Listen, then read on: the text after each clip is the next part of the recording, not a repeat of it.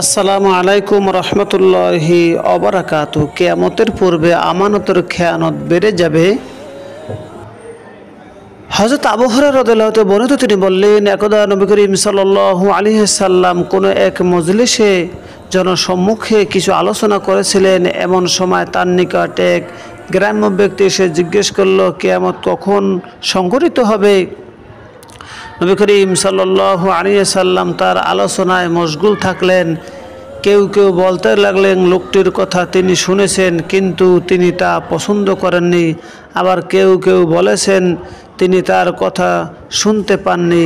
রাসূল করিম সাল্লাল্লাহু আলাইহি সাল্লাম আলোচনা শেষ করে বললেন, কিয়ামত সম্পর্কে জিজ্ঞাসাকারী ব্যক্তি কোথায়?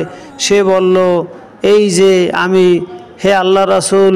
তিনি বললেন, যখন ব্যাপকভাবে আমানত নষ্ট করা হবে তখন তুমি কিয়ামতের অপেক্ষা করো। সে বলল, কিভাবে তা নষ্ট করা হবে? তিনি বললেন, যখন কোনো অনুপযুক্ত ব্যক্তিকে কোনো বড় কাজের দায়িত্ব দেওয়া হয় তখন তুমি কিয়ামতের অপেক্ষা করবে। উক্ত হাদিসটি বুখারী শরীফের প্রথম খণ্ড 21 পৃষ্ঠা এবং 59 হাদিস নাম্বার এর মধ্যে উল্লেখ রয়েছে। হাদিস নাম্বার 59 এর মধ্যে উল্লেখ রয়েছে।